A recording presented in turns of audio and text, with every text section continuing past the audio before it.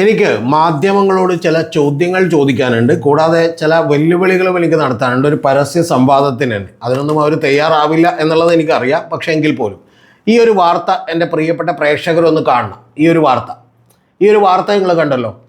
ഇത് മനോരമ എഴുതി വിട്ടേക്കുന്ന വാർത്തയാണ് കേട്ടോ. തെളിവ് പുറത്തുവിട്ട കുഞ്ഞികൃഷ്ണൻ ആരാന്ന് നിങ്ങൾക്കറിയാലോ. CPM-ൽ നിന്ന് ഈ പറയുന്ന പോലെ മധുസൂദനൻ എന്ന് പറയുന്ന MLA-ക്കെതിരെ ചില വിമർശനങ്ങൾ ഉന്നയിച്ച് പുറത്തു പോയിട്ടുള്ള കണ്ണൂരിലെ ജില്ലാ കമ്മിറ്റി മെമ്പറാണ്.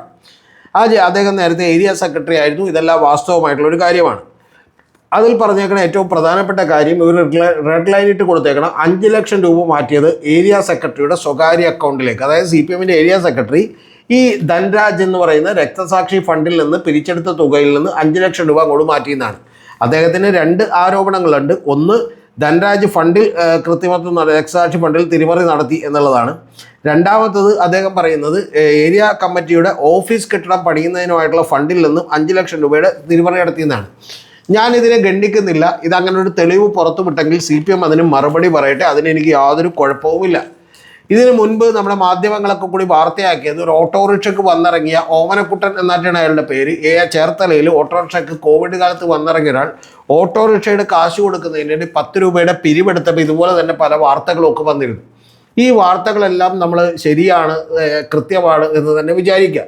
ഒരു വാദത്തിന് വേണ്ടി സങ്കല്പിക്കൂ. കറക്റ്റാണ്, ഞാൻ സമ്മതിക്കുന്നു. അതുപോലെ കരുവന്നൂർ അടക്കമുള്ള അഴിമതിയെക്കുറിച്ചുമൊക്കെ തന്നെ ഞാനടക്കം വിമർശനപരമായി വീഡിയോ ചെയ്തിട്ടുള്ളതാണ്. പക്ഷേ ഈ വീഡിയോ ചെയ്യുമ്പോൾ എൻ്റെ പ്രിയപ്പെട്ട പ്രേക്ഷകർ ഈ വീഡിയോ നിങ്ങൾ ഷെയർ ചെയ്യണമെന്ന് ഞാൻ ആവശ്യപ്പെടുന്നു. അതിൻ്റെ പ്രധാനപ്പെട്ട കാരണം, ഈ മാധ്യമങ്ങളുടെ ഉഡായിപ്പുകളും അജണ്ടകളും നമ്മൾ എന്ത് ചെയ്യണം, പൊളിച്ചെടുക്കണം എന്നുള്ളത് കൊണ്ടാണ്. അതിൻ്റെ പ്രധാനപ്പെട്ട കാര്യം, ഓക്കെ, ഇപ്പോൾ കരുവന്നൂരിൽ എന്താണ് സംഭവിച്ചത്? കരുവന്നൂരിൽ ഒരു രാഷ്ട്രീയ പാർട്ടിയുടെ താഴെത്തട്ടിലുള്ള, അതായത് ലോക്കൽ നേതാക്കന്മാരടക്കമുള്ള ആളുകൾക്ക് വലിയ വീഴ്ച പറ്റുകയും അവിടെ തന്നെ ജോലിക്ക് നിന്നിട്ടുള്ള ആളുകൾ ഈ പറയുന്ന പോലെ പലതവണ അവരെ ആധാരം തന്നെ പണയം വെച്ചുകൊണ്ട് പണം അടിച്ചു മാറ്റുകയും ചെയ്തു. ഇതെല്ലാം വാസ്തവമാണ്. കരുവന്നൂരിലെ കാര്യം വാസ്തവമാണ്. ഈ കാര്യത്തിൽ നമുക്കറിയില്ല. പക്ഷേ ഇതെല്ലാം റിപ്പോർട്ട് ചെയ്യുന്ന മാധ്യമങ്ങൾ ഈ കേരളത്തിൽ ചോദിക്കാത്ത ഏറ്റവും പ്രധാനപ്പെട്ട ഒരു ചോദ്യമില്ലേ? ആ ചോദ്യം എന്താണ്?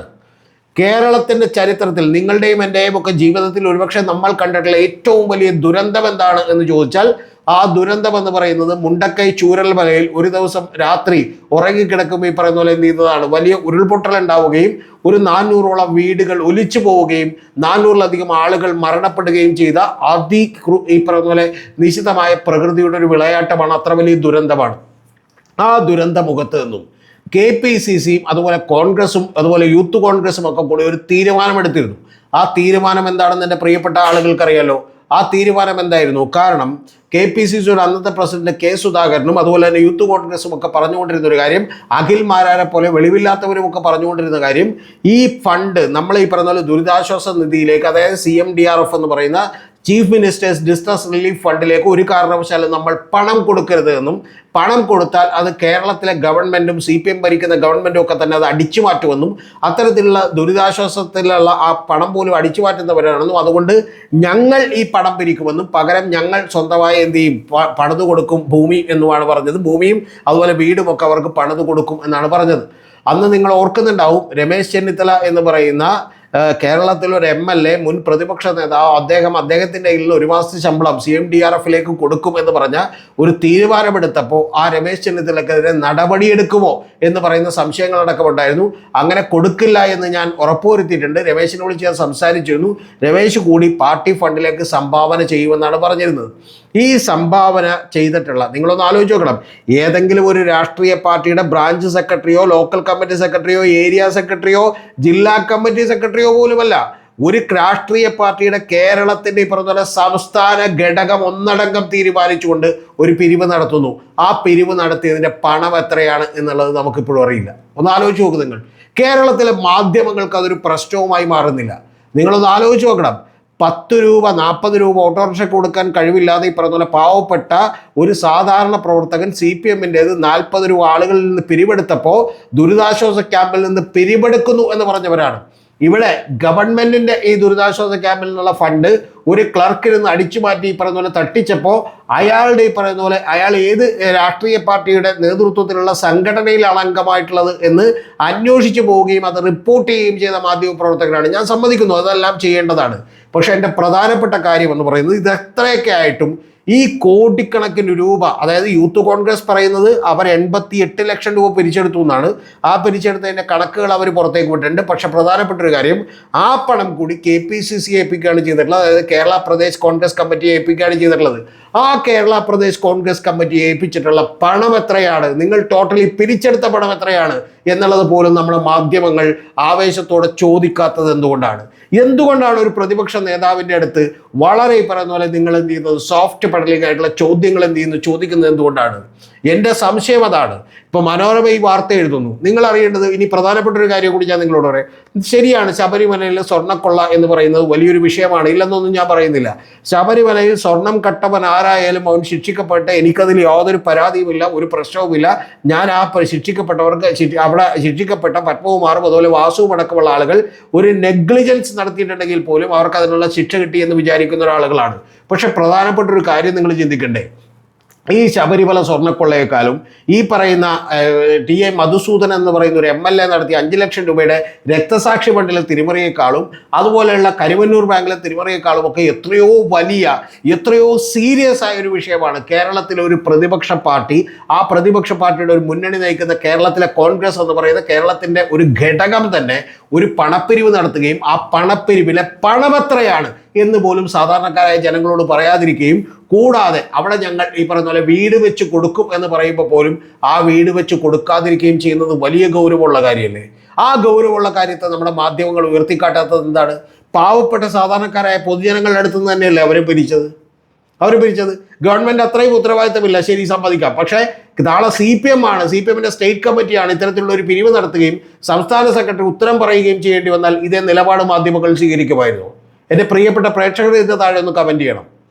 ഇനി ഇതെല്ലാം പോട്ടെ, നിങ്ങൾ അറിയേണ്ടത് ഇത് വയനാട് എന്ന് പറയുന്ന മുണ്ടക്കൈ ചൂരൽമലയിലൊരു ദുരിതത്തെ എൻകാഷ് ചെയ്തുകൊണ്ട് അവരുടെ കയ്യിലേക്ക് വെക്കാൻ ആ പണം എത്രയാണെന്ന് പറയാനോ ട്രാൻസ്പെറൻ്റ് ആയ അതിൻ്റെ കണക്കുകൾ പുറത്തുവിടാനോ ഇതുവരെ തയ്യാറായിട്ടില്ല.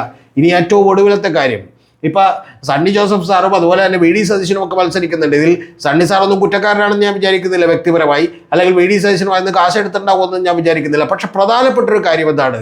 പ്രധാനപ്പെട്ട കാര്യം, അവരുടെ രണ്ടുപേരുടെയും ഈ പറഞ്ഞ അഫിഡവിറ്റുകൾ ഇലക്ഷനുമായി ബന്ധപ്പെട്ടവർ സബ്മിറ്റ് ചെയ്തപ്പോൾ അതിനകത്ത് പോലും ഈ അക്കൗണ്ടില്ല. ഞങ്ങളുടെ രണ്ടുപേരുടെയും സംയുക്ത അക്കൗണ്ട് ഉണ്ടെന്നാണ് പറയുന്നത്. ഇത് എവിടെ നിന്നാണ് നിങ്ങൾക്ക് ഈ വിവരങ്ങൾ കിട്ടിയത്? ഇപ്പോൾ സോഷ്യൽ മീഡിയയിൽ പ്രചരിക്കുന്ന ഒരു ഭാഗമുണ്ട്, അത് ശരിയാണെന്ന് ഞാൻ വിചാരിക്കുന്നില്ല. 370ഓളം കോടി രൂപ ഇവർ പിരിച്ചുവെന്നും അതിൽ 280ഓളം കോടി രൂപ ചെലവാക്കിയെന്നും ബാക്കി 100 കോടി രൂപ മാത്രമേ അക്കൗണ്ടിലുള്ളൂ എന്നാണ്. നമുക്കറിയില്ല, കാരണം ഇവരാണ് പറയേണ്ടത്. ഏറ്റവും പ്രധാനപ്പെട്ട മറ്റൊരു കാര്യം കൂടി ഉണ്ടല്ലോ. ആ കാര്യം എന്താണ്? 2018 ഈ പറഞ്ഞ പോലെ 2 തവണ കേരളം പ്രളയത്തെ അഭിമുഖീകരിക്കേണ്ടി വന്നപ്പോൾ ആ പ്രളയത്തിൽ വീടുകൾ നഷ്ടപ്പെട്ടവർക്ക് ഞങ്ങൾ വീട് വെച്ച് കൊടുക്കുമെന്ന് പറഞ്ഞു, 1000 വീടുകൾ വെച്ച് കൊടുക്കാമെന്ന് പറഞ്ഞും ഇതുപോലെ പണപ്പിരിവ് നടത്തിയിരുന്നു. ആ പണം എവിടെ പോയി? നിങ്ങളൊന്ന് ആലോചിക്കണ്ടേ? ഈ ഏറ്റവും ഒടുവിൽ മുല്ലപ്പള്ളി രാമചന്ദ്രൻ എന്ന് പറയുന്ന മുൻ KPCC പ്രസിഡന്റിനോട് ഇത് ചോദിക്കുമ്പോൾ അദ്ദേഹം തെറ്റിപ്പറഞ്ഞതായിരിക്കുമെന്നാണ് ഞാൻ വിചാരിക്കുന്നത്. അദ്ദേഹം പറയുന്നത് അതൊക്കെ നേതാക്കന്മാരോട് ചോദിക്കണം, എനിക്കതിനെക്കുറിച്ചൊന്നും അറിയില്ല, കൂടാതെ അതിൽ നിങ്ങൾക്കൊരു പ്രതീക്ഷയും വേണ്ട എന്നുള്ളതാണ്. അതായത് അതിൽ നിന്ന് കൃത്യമായി കാര്യങ്ങൾ നടക്കും, ആ പണം ഉപയോഗിച്ചെന്ന് പറഞ്ഞ ഒരു പ്രതീക്ഷയും വേണ്ട എന്നാണ് പറഞ്ഞു വെക്കുന്നത്. ഇത് ഈ കേരളത്തിൽ ഈ പറയുന്ന പോലെ എന്താണ്, 4 കോളം ന്യൂസ് കുഞ്ഞികൃഷ്ണൻ്റെ ഒക്കെ അക്കൗണ്ടിൽ നിന്ന് ധൻരാജ് ഫണ്ടിൽ നിന്നും 5 ലക്ഷം രൂപ കട്ടൗട്ട് പോയി എന്നടിക്കുന്ന നിങ്ങൾ എന്തുകൊണ്ടാണ് ഇത് കണ്ടില്ലെന്ന് നടിക്കുന്നത്? എനിക്ക് മനോരമയോടാണ് ചോദിക്കാനുള്ളത്, എനിക്ക് ഏഷ്യാനെറ്റിനോടാണ് ചോദിക്കാനുള്ളത്, എനിക്ക് റിപ്പോർട്ടർ TVയോടാണ് ചോദിക്കാനുള്ളത്, എനിക്ക് 24 ന്യൂസിലെ ശ്രീകണ്ഠൻ നായരോടാണ് ചോദിക്കാനുള്ളത്. നിങ്ങൾ ഇതൊന്നും മറച്ചു വെച്ചിട്ട് പിന്നെ ആദർശത്തിൻ്റെ ഈ പറയുന്ന പോലെ എന്താണ്, ആദർശ ധീരതയുടെ മുഖം മൂടിയെടുത്ത് അണിയരുത് എന്നുള്ളതാണ് എനിക്ക് പറയാനുള്ളത്. ഞാൻ ഇപ്പോഴും പറയുന്നു, നിങ്ങൾ ഈ പറയുന്ന പോലെ അബിൻ വർക്കിയൊക്കെ പറയുന്ന ന്യായം ഈ പറയുന്ന പോലെ അങ്ങേയറ്റ അസംബന്ധമാണ്. അബിൻ വർക്കി പറഞ്ഞുകൊണ്ടിരിക്കുന്നത് ഈ പറയുന്ന പോലെ ഊരാളുങ്കലിന് പണം കൊടുത്തു, അത് കൂടുതലാണ് കൊടുത്തേക്കണമെന്നാണ്. ശരി, നിങ്ങളിവിടെ കേരളത്തിലും ഇന്ത്യയിലുമൊക്കെ അറിയാവുന്ന ഏറ്റവും പ്രധാനപ്പെട്ട കാര്യമുണ്ട്, ഒരു സിവിൽ വർക്കുകൾ ആർക്കെങ്കിലും ചെയ്യാൻ കൊടുക്കുമ്പോൾ അതിൽ നിന്ന് 25-30% കമ്മീഷനായി പോകുന്ന ഒരു നാടാണിത്. പക്ഷേ അങ്ങനെ കമ്മീഷനായി പോകണമെങ്കിൽ പോലും ഒരു പണി നടത്തണം എന്ന് പറയുന്ന ഒരു കാര്യമുണ്ട്. അത് നാളെ അമ്പല കമ്മിറ്റികൾ മുതൽ പള്ളി കമ്മിറ്റികൾ മുതൽ ഈ പറഞ്ഞ പോലെ ഗവൺമെൻറ് സ്ഥാപനങ്ങൾ മുതൽ എന്തെങ്കിലും ഒരു പണി നടത്തിയിട്ട് അത് 1 കോടി രൂപയുടെ പണിയെടുത്തും അതിൽ നിന്ന് ഒരു 30 ലക്ഷം രൂപ അടിച്ചു മാറ്റുന്നു എന്ന് പറഞ്ഞാൽ പോലും നമുക്ക് മനസ്സിലാവും.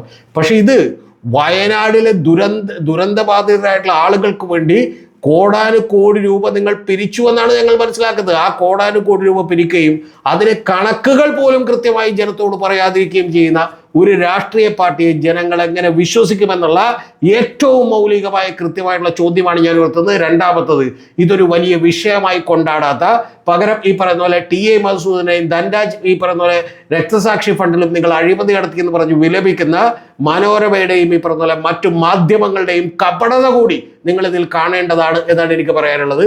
ഒരു രാഷ്ട്രീയ പാർട്ടിയിലെ LC മെമ്പറോ ലോക്കൽ കമ്മിറ്റി മെമ്പറോ ജില്ലാ കമ്മിറ്റി മെമ്പറോ ഒക്കെ തന്നെ ചിലപ്പോൾ ഇതിലൊക്കെ തെറ്റിയതൊക്കെ നമുക്ക് അതിലൊന്നും കുറ്റം പറയാൻ പറ്റില്ല. കാരണം 5 ലക്ഷത്തോളം പാർട്ടി മെമ്പേഴ്സും 2 ലക്ഷത്തോളം വരുന്ന ഈ പറഞ്ഞ പോലെ പാർട്ടി അനുഭാവി കാൻഡിഡേറ്റ് മെമ്പർഷിപ്പ് ഉള്ള 7 ലക്ഷത്തോളം വരുന്ന അംഗങ്ങളിൽ ആരെങ്കിലും തെറ്റ് ചെയ്താൽ പാർട്ടിയെ നമുക്ക് കുറ്റപ്പെടുത്താം. നിങ്ങൾക്ക് ജാഗ്രത വേണ്ടതെന്ന് ചോദിക്കാം, ശരിയാണ്. പക്ഷെ അതോടൊപ്പം തന്നെ ഒരു പാർട്ടിയുടെ സ്റ്റേറ്റ് ഈ പറഞ്ഞ പോലെ നേതൃത്വം മൊത്തത്തിൽ അത്തരത്തിലുള്ള ഒരു കുറ്റം ചെയ്യുകയും അതിന്മേൽ ഈ പറഞ്ഞ പോലെ അനുദിനം കളവ് പറയുകയും ചെയ്തിട്ട് പോലും നമ്മുടെ മാധ്യമങ്ങൾക്ക് അതൊരു ഫ്രണ്ട് പേജ് ന്യൂസ് ആകാത്തത് എന്ത് എന്നുള്ളത് എൻ്റെ ഏറ്റവും പ്രധാനപ്പെട്ട ചോദ്യമാണ്. ആ ചോദ്യത്തിന് ഞാൻ ഇപ്പോഴും നിങ്ങളോട് പറയുന്നു, ഏതെങ്കിലും മാധ്യമങ്ങൾ എന്നെ ചർച്ചയ്ക്ക് വിളിച്ചാൽ ഞാൻ തയ്യാറാണ്.